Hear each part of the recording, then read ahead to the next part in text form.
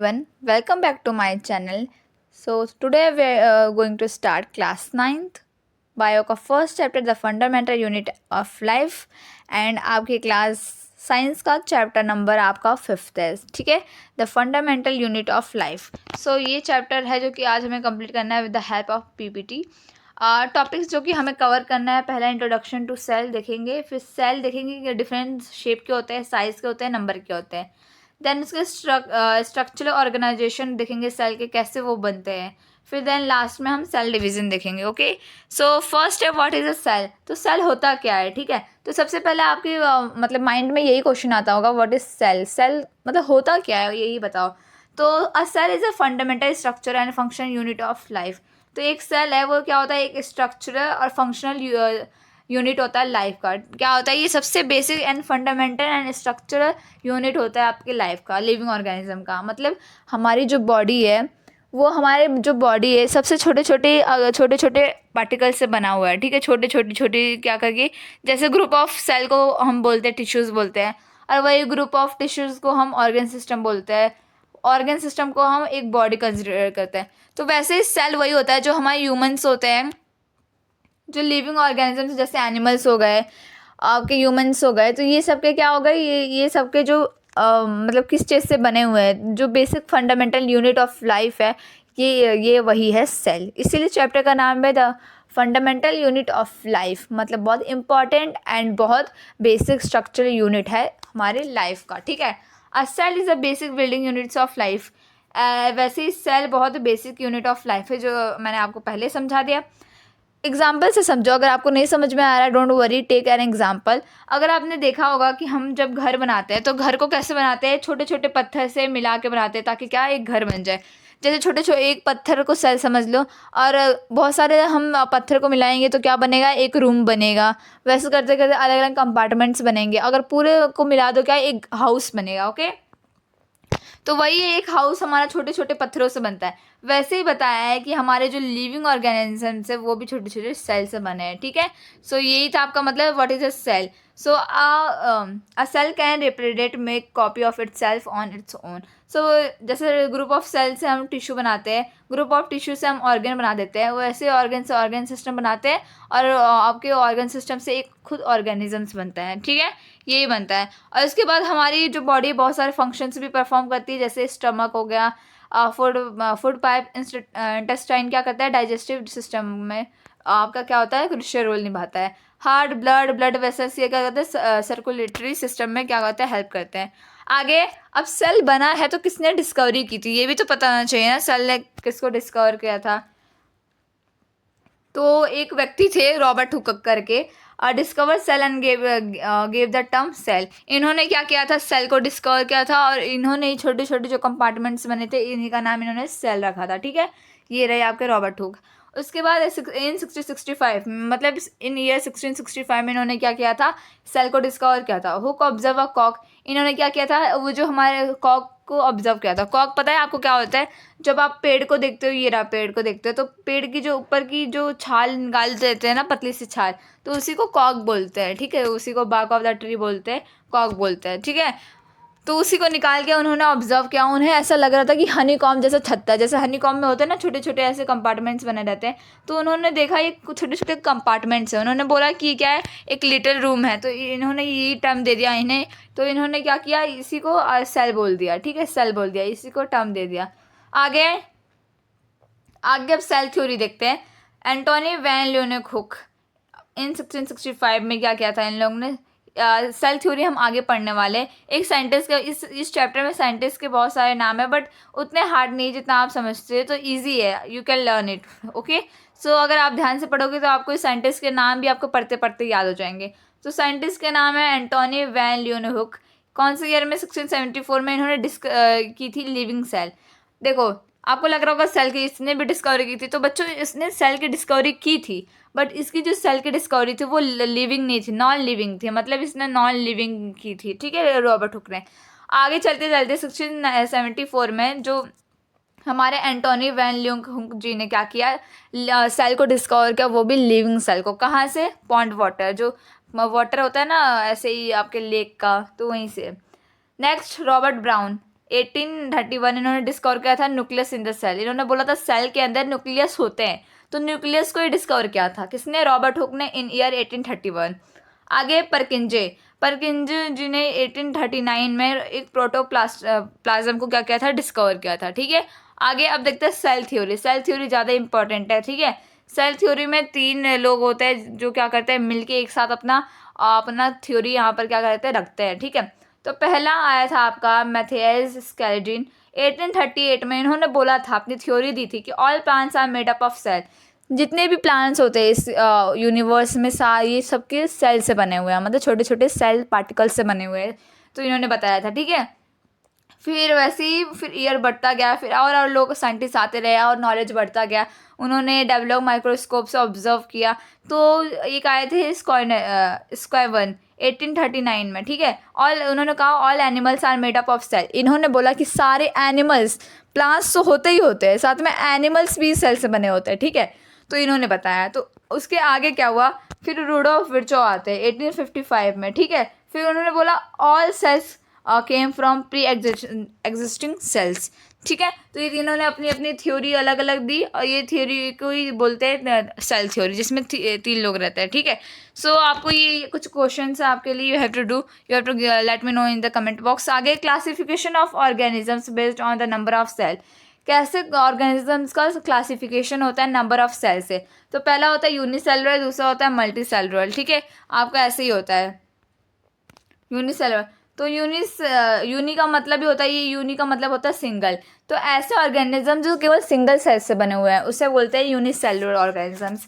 जैसे organism made up of only one single cell से बने होते हैं, इसीलिए उन्हें यूनिसिंगुलर बोलते हैं। Example bacteria, amoeba, paramecium. ठीक है, ये देखो बैक्टीरिया, अमीबा, पैरामीशियम, ये क्या है? यूनिसेलुलर ऑर्गेनिजम्स है।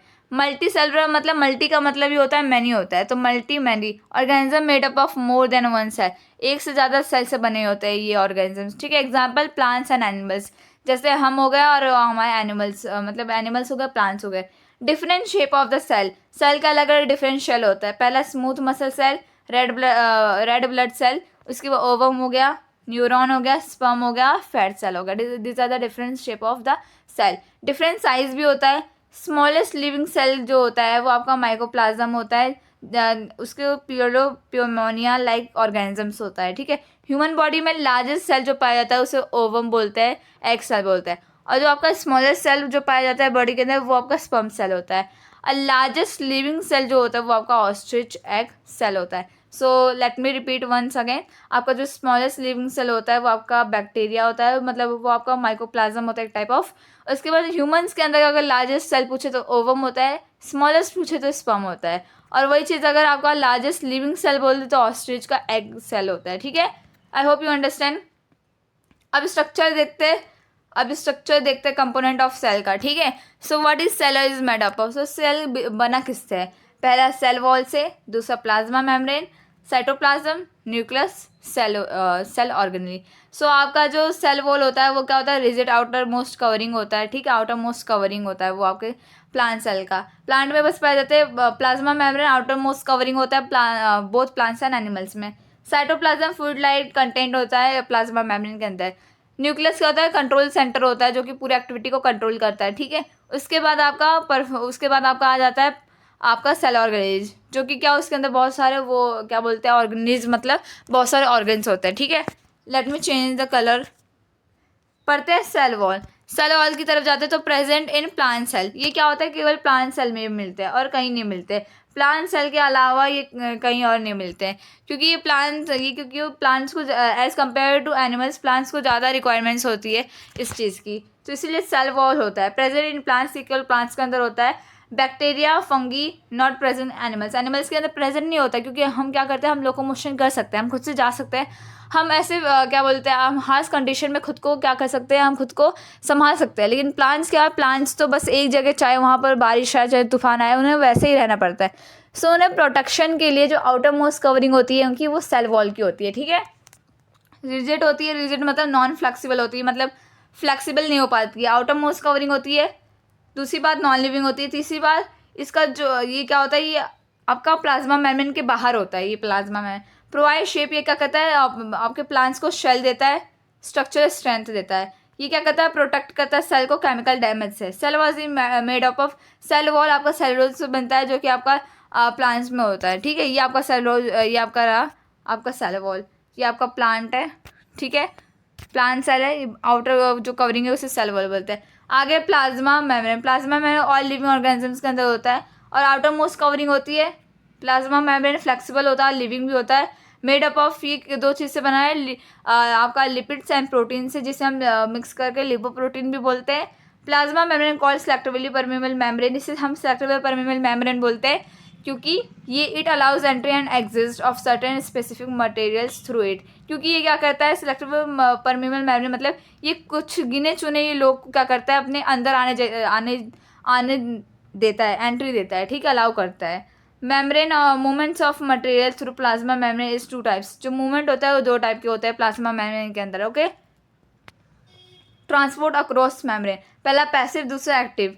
ये मूवमेंट मॉलिक्यूल्स होता है थिनर कॉन्सेंट्रेशन, मतलब हायर से लो में होता है, ठीक है। नो एनर्जी, इसमें एनर्जी की जरूरत नहीं है, और ये स्लो प्रोसेस है, और ये टेम्परेचर से अफेक्टेड नहीं होता है, ठीक है। स्मॉल मॉलिक्यूल या वाटर मॉलिक्यूल अपना पैसिव ट्रांसपोर्टेशन दिखाते हैं। एग्जांपल आपका हो जाता है ऑस्मोसिस एंड डिफ्यूजन, जिसे हम अभी पढ़ने वाले हैं। मूवमेंट ऑफ मॉलिक्यूल्स, ये क्या होता है, लोअर से हायर में जाते हैं, ठीक है। इसमें एनर्जी की ज़रूरत होती है, जो कि as a form of ATP होता है। एटीपी भी हम देखेंगे, it is a rapid process, बहुत जल्दी वाला प्रोसेस है, इसमें टेम्परेचर बहुत अफेक्ट होता है, और लार्ज मॉलिक्यूल्स क्या करते हैं, एक्टिव आपका ट्रांसपोर्ट दिखाते हैं। एग्जांपल आपका एंडोसाइटोसिस और एक्सोसाइटोसिस, ठीक है। आगे आपका डिफ्यूजन आ जाता है। Diffusion, spontaneous movement of substance, solid, liquid, gases from region of high concentration to low concentration, मतलब अगर ये सेल है, सेल के अंदर कुछ नहीं तो ऑफकोर्स लो कॉन्सेंट्रेशन होगा, और बाहर बहुत सारे क्या है आपके, बहुत सारे आपके क्या बोलते हैं, आपके मटेरियल सब्सटेंसेस क्या है बाहर है, ठीक है। यहाँ पर हायर होगा, ठीक है, यहाँ लोअर, यहाँ हायर, तो बोला है जो सब्सटेंसेस हायर से लो में जाते हैं, लो से आपका जो सब्सटेंसेस है जो आपका हायर से लो में जाते हैं, तो उसी प्रोसेस को हम डिफ्यूजन बोलते हैं, जो कि सॉलिड में हो सकता है, लिक्विड में, गैस में हो सकता है। CO2 and O2 move across plasma membrane, जो आपका CO2 होता है और O2 होता है वो प्लाज्मा मेम्ब्रेन के थ्रू जा सकता है डिफ्यूजन के प्रोसेस से, ठीक है। सो देखते हैं, ये आपका यहाँ पर आपका डिफ्यूजन के प्रोसेस से जाता है, ठीक है। ऑस्मोसिस भी वैसे ही होता है, बट उसमें केवल लिक्विड होता है, ठीक है, it is also a process. So आपके 3 टाइप के आपके क्या होते हैं, आपके सॉल्यूशन होता है, hypertonic solution and isotonic solution. Hypertonic solution मतलब उसमें सॉल्यूट जाता होता है, हाइपरटोनिक सॉल्यूट का मतलब उसमें सॉल्यूट मतलब आपका सॉलिड कम होता है, और आइसोटोनिक सॉल्यूशन का मतलब आपका सॉल्यूट इक्वल होता है, ठीक है, इसी को बोलते हैं। सो ये आपका कुछ आपके यहाँ पर आपको डिफ्रेंशिएट दिया है, आपका hypertonic solution, isotonic solution. Hypertonic में मोर सॉल्यूट होता है, सॉलिड ज़्यादा होता है, लेस वाटर होता है बाहर, वाटर क्या करते हैं, मूव करते हैं आउटसाइड, सेल क्या होता है, श्रिंक हो जाता है। आइसोटोनिक में इक्वल होता है, सॉल्यूट अंदर भी बाहर भी इक्वल होता है उसका आउटर जो वाटर, और इसमें कोई भी मूवमेंट नहीं होता, वाटर का रिमेन सेम रहता है। इसमें लेस सॉल्यूट होता है, मोर वाटर बाहर रहता है, और water moves outside the cell, ये वाटर मूव करता है outside of the cell. Cell swell, इसमें सेल क्या हो जाता है, स्वेल हो जाता है, ओके। आगे diffusion and osmosis, there is two types of आपके होता है, जिसमें डिफ्रेंशिएशन हमें करने रहते हैं। पहला डिफ्यूजन, दूसरा osmosis. Movement of high concentration, higher concentration से लो कॉन्सेंट्रेशन तक जाता है, और ये केवल सॉलिड, लिक्विड, गैसेस में होता है, ये तीनों स्टेट में हो जाता है, जो हमारे तीनों स्टेट होते हैं, तीनों स्टेट में ये होता है, सॉलिड, लिक्विड एंड गैसेस में। इसमें मेम्ब्रेन को कोई ज़रूरत नहीं है, और ये क्या नेचुरल प्रोसेस होता है, जो कि स्टॉप नहीं हो सकता है। ये भी higher concentration to low concentration से होता है, लेकिन ये सेमी परमेबल मेम्ब्रेन से होकर जाता है। ये केवल लिक्विड्स में होता है, और इसमें सेमी पेरीमेबल मेम्ब्रेन जो आपका है प्लाज्मा में, उसकी ज़रूरत पड़ती है, और ये कंट्रोल हो सकता है, रिवर्स भी हो सकता है, ओके। आगे आपका एंडोसाइटिस एंड आपका एक्सोसाइटोसिस। इसमें क्या होता है, जो सेल होता है, सेल आपका जो अमीबा होता है, उसे खाना चाहिए होगा न्यूट्रिशंस के लिए। सो वो क्या करता है, वो खुद को फ्लेक्सिबल होता है, वो खुद को फ्लेक्सिबल, अगर फूड इधर है, अगर उसका शेप ऐसा है, अगर उसका फूड ऐसा है, तो खुद को क्या करेगा, वो ऐसे कुछ इस तरफ फूड ऐसा है, तो अपने आप को कुछ ऐसा तरीके से क्या करेगा, फोल्ड करेंगे, ताकि खाना उसके अंदर एंगल्फ हो जाता है। सो खाना एंगल्फ हो जाता है उस एक्सटर्नल इन्वायरमेंट से, उस प्रोसेस को, इसी प्रोसेस को बोलते हैं एंडोसाइटोसिस। और वही चीज़ जो सेल या एक्सपेल होता है, वेस्ट मटेरियल्स को भेजना रहता है बाहर की तरफ, तो वो क्या होता है, अपने एक्सटर्नल आपका एक्सटर्नल एनवायरनमेंट से वो क्या पार्टिकल्स को हटा देता है, उसी प्रोसेस को एक्सोसाइटोसिस बोलते हैं। ये अमीबा में होता है। फॉर एग्जांपल यहाँ पर आपको अगर इसे खाना चाहिए होता है तो ये खुद को ऐसे कर लेता है और खाना ले लेता है, वही चीज़ वेस्ट निकालना रहता है ऐसे निकाल देता है। तो इस प्रोसेस को हम बोलते हैं एक्सोसाइटोसिस, इसको बोलते हैं एंडोसाइटोसिस। एंडो मतलब अंदर लेना और एक्सो मतलब बाहर भेज देना। ओके। प्लाज्मोलिसिस क्या होता है?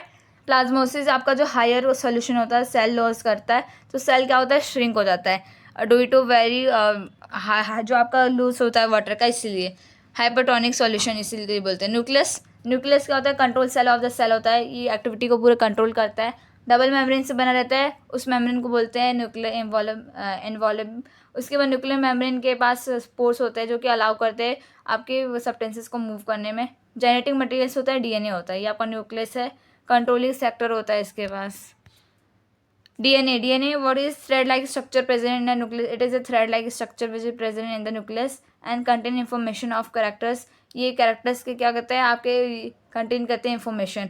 इनहेरिट गिफ्ट्स जेनेटिक का डीएनए आपके क्या करता है, आपको इन्फॉर्मेशन देते हैं कि आपका क्या होगा। जीन्स क्या होता है? Genes is a specific segment of DNA contains the code of particular character. ये आपके कैरेक्टर को बताता है कि कैसा आपका कैरेक्टर होगा। जैसे पहले आपके पेरेंट्स में कहता था, अभी आपके में कैसा होगा। जैसे स्किन कलर, आई कलर, ब्लू ग्रीन, ऐसा क्या होता है, ऐसा ही होता है वो। क्रोमेटिक या क्रोमोजोन्स, ये आपके क्रोमेटिक होते हैं जो कि कंसिस्ट होते हैं और ये स्कैटर होता है डीएनए न्यूक्लियस के अंदर, थ्रेड लाइक स्ट्रक्चर होता है। क्रोमोजोन्स जो कि अनकंसिस्ट होते हैं आपके, और ये क्या होता है, कॉइल होते हैं एक दूसरे से और डीएनए के फॉर्म में मिलते हैं जो कि न्यूक्लियस में होता है। रॉड शेप लाइक स्ट्रक्चर होता है, ठीक है। और ये तभी पाया जाता है जब सेल डिवाइड होता है, ये इंपॉर्टेंट है। ये आपका यूकैरियोटिक प्रोकैरियोटिक क्या होता है, जिसके पास खुद का सेल नहीं होता, उनके पास एक न्यूक्लियर रीजन होता है, उससे हम बोलते हैं न्यूक्लियोइड बोलते हैं। उनके पास न्यूक्लियर मेम्ब्रेन नहीं होता, मेम्ब्रेन बाउंड क्या ऑर्गेनली एब्सेंट होता है और केवल क्रोमोसोम्स पाए जाते हैं। साइज मिनिमम इतना होता है उनका, 1 to 10 तक होता है। और फ्लैगिला एग्जाम्पल है आपका जिस मूवमेंट में हेल्प करता है। न्यूक्लियर रीजन इसमें डिफाइन होता है और न्यूक्लियर मेम्ब्रेन भी होता है और राइबोसोम्स भी प्रेजेंट रहते हैं और क्रोमोसोम्स एक से ज़्यादा होता है, ठीक है। और साइज इतना होता है 5 to 100 होता है। नो फ्लैगिला होता है, प्लांट्स एनिमल्स एंड फंगी में पाया जाता है क्योंकि एक इसके अंदर डिफाइंड न्यूक्लियस है। सेल ऑर्गेनिक क्या होता है? अलग अलग ऑर्गेन्स होते हैं which perform their specific function of the cell like different function and cell. इसमें 6 होते हैं, 1 2 3 4 5 6 7 होते हैं।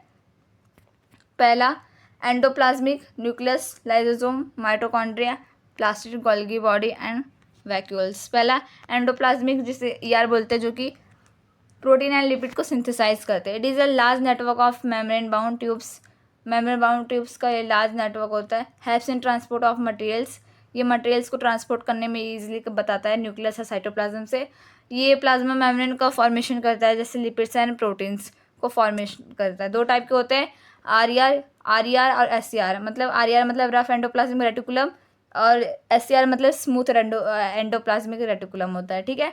राइबोसोम्स अटैच रहते हैं इसलिए रफ हो जाता है, इसमें राइबोसोम्स प्रेजेंट नहीं रहते इसलिए क्या होता है, ये आपका एस मतलब ये स्मूथ हो जाता है। ये आपका यहाँ पर दिया हुआ है कि ये आपका आर यहाँ है, एस यहाँ है। इसमें राइबोसोम्स लगे इसलिए रफ है, राइबोसोम्स नहीं है इसलिए स्मूथ है। ये आपके आ सकते ये गोल्गी बॉडीज आपके क्या होते हैं, स्टोर मॉडिफाई पैकेजिंग का काम करता है। मेम्ब्रेन जो इसको बाउंड करता है वेसिकल्स अरेंज, ये क्या पैरेलली अरेंज होता है, उसी को हम सिस्टर्ने बोलते हैं। ओके, सिस्टर्ने उसी को बोलते हैं जो पैरेलली अरेंज होते हैं। आगे फंक्शंस, स्टोरेज का काम करते हैं, मटेरियल्स को स्टोर करते हैं, मॉडिफिकेशन करते हैं, मॉडिफाई करते हैं और कुछ कमी होती है, फिर बाद में पैकेजिंग का काम करते हैं प्रोडक्ट का। फिर उसके बाद वो क्या बनाते हैं, वो प्रोटीन्स एंड लिपिड्स बनाते हैं जो कि सिंथेसाइज होता है ईआर के द्वारा, ठीक है। और मतलब ये लिपिड्स एंड प्रोटीन्स क्या करते हैं, पैकेजिंग करते हैं, जो कि ईआर बना के देता है एंडोप्लाज्मिक रेटिकुलम। और इसके अंदर लाइसोसोम्स का भी फॉर्मेशन होता है। ये आपका एंडोप्लाज्मिक रेटिकुलम यहाँ पर पाया जाता है, ये रहा लाइक दिस। आगे लाइसोसोम्स जो कि वेस्ट डिपोजल होता है, filled with powerful digestive enzymes होते हैं इसके अंदर बहुत सारे, जो कि वेस्ट डिपोजल की तरह काम करता है। Help in cleaning the cell, ये क्या करता है, सेल को क्लीन करने में हेल्प करता है लाइसोसोम्स। और जो आपके डैमेज ऑर्गेनाइज होते हैं, जो आपके ऑर्गेनाइज हो जाते हैं ऑर्गन्स, उसे क्या करता है, रिमूव कर देता है। इसे सुसाइड बैग भी बोलते हैं, इंपॉर्टेंट है। सेलुलर डिस्टर्बेंस की वजह से ये क्या करता है, डैमेज हो जाता है, खुद को बस्ट कर देता है, डाइजेस्ट कर देता है खुद को। आगे माइटोकॉन्ड्रिया आउटरमोस्ट कवरिंग होता है, जिसके अंदर पोरस होता है। पोर्स मतलब आपके पोरस मतलब पोर्स होता है, जो कि आपके एक्सचेंज ऑफ गैसेज में हेल्प करता है। इनर मेम्ब्रेन डीपली फोल्डेड होता है, डीपली फोल्डेड ये रहा, और ये आपका डीपली फोल्डेड होता है। उसके बाद ये इंक्रीज सरफेस एटीपी जनरेट करता है। उसके बाद एनर्जी रिलीज, ये माइटोकॉन्ड्रिया अपना खुद का एनर्जी बनाता है in the form of ATP. ATP का फुल फॉर्म एडेनोसिन ट्राइफॉस्फेट का है। एटीपी क्या करता है, ATP is the energy currency of the cell, ठीक है। Mitochondria also have their own DNA, इसके बाद खुद का डीएनए या राइबोसोम्स होता है। आगे प्लास्टिड, प्लास्टिड भी होते हैं, ये केवल प्लांट्स के अंदर पाए जाते हैं। पहला होता है क्रोमोप्लास्ट, क्लोरोप्लास्ट, ल्यूकोप्लास्ट। आपका क्रोमोप्लास्ट होता है जो आपका कलर प्लास्टिड होता है। क्रोमोप्लास्ट आपका जो होता है पिगमेंट होता है ग्रीन वाला, क्लोरोफिल, जो कि फोटोसिंथेसिस में रिस्पॉन्सिव होता है ग्रीन कलर में। उसके बाद वाइट का ये कलरलेस होता है, इसके अंदर कलर नहीं होता है, जो कि ये स्टोर का काम करता है, जो कि स्टार्च, ऑयल एंड प्रोटीन को स्टोर करता है। प्लास्टिड के बाद भी खुद का डीएनए होता है, राइबोसोम्स होता है, ओके। वैक्यूल्स स्टोरेज का काम करता है। लार्ज होता है, ये प्लांट्स में लार्ज होता है, स्मॉल ये आपके एनिमल्स में स्मॉल होता है। ये क्या करता है, 15 से 19 वॉल्यूम ऑफ आपके प्लांट्स का ऑब्जर्व करता है। टर्जिडिटी देता है, रिजिडिटी देता है। ये स्टोर करता है आपका immuno acid, sugars, organic acid and proteins, जिसे हम सोप से भी बोल सकते हैं। एमीबा यूनिसेलुलर होता है, सिंगल साइज से बना रहता है। Food vacuole contains items date amoebae consumes, ये जो बनाता है वो अमीबिया कंज्यूम्स कर लेता है, ठीक है। उसके बाद ये आपका न्यूक्लियस माइटोकॉन्ड्रिया प्लास्टिड, इनके पास खुद का डीएनए होता है, डबल मेम्ब्रेन होता है। Endoplasmic reticulum, Golgi apparatus, lysosomes, vacuole, इनके पास नो डीएनए होता है, सिंगल मेम्ब्रेन होता है। राइबोसोम्स के पास नो मेम्ब्रेन होता है, प्रोटीन फैक्ट्री है, but are only organelle present in है eukaryotic and eukaryotic cell. Plants and animal cell wall present रहता है, सेल वॉल नहीं रहता है। प्लास्टिड रहता है, प्लास्टिड नहीं रहता है। लार्ज आपका वॉक्यूल प्रेजेंट रहता है, लार्ज नहीं रहता है। सेंट्रियोल्स एब्सेंट रहता है, सेंट्रियोल्स पाए जाते हैं, ठीक है। So cell division is the last topic of this chapter. Process by, ये एक प्रोसेस होता है जिसमें क्या होता है, एक सेल न्यू सेल्स को डिवाइड मतलब बनाता है, उसे सेल डिवीजन बोलते हैं। दो टाइप के होता है, mitosis, meiosis. Produce two new daughter, ये क्या करता है, दो न्यू डॉटर बनाता है। और daughter cell have the same number, हो जितना नंबर था उतना नंबर ही होता है, ठीक है उनका। जैसा अगर 46 है तो 46 ही रहेगा। यूकेशनल होता है, मतलब इक्वल होता है आपका। उसके बाद हेल्प इन ग्रोथ और रिपेयर करता है टिश्यू को। मियोसिस में क्या होता है, एक के बदले 4 सेल उन लोग देते हैं, उसके बाद क्या करते हैं, डॉटर सेल हाफ हो जाते हैं और रिडक्शन हो जाता है डिवीजन में, मतलब ऑफकोर्स इक्वल नहीं रहेंगे, रिडक्शन हो जाएगा। और ये प्रोडक्शन ऑफ गैमेट्स में हेल्प करते हैं। मतलब इसका मतलब है आपका माइटोसिस का मतलब एक सेल है, 46 का था आपके, उसके पास क्रोमोसोम्स थे, उसने दो डिवाइड किया, पहला भी 46 होगा, दूसरा भी 46। वही चीज़ अगर यहाँ होगा, ये 4 सेल में डिवाइड होगा, ये 46 हो जाएगा, और ये 3 में डिवाइड हो जाएगा, 23। So that's all for today. I hope you enjoy today's video. आज के लिए बस इतना ही था। So thank you for all today.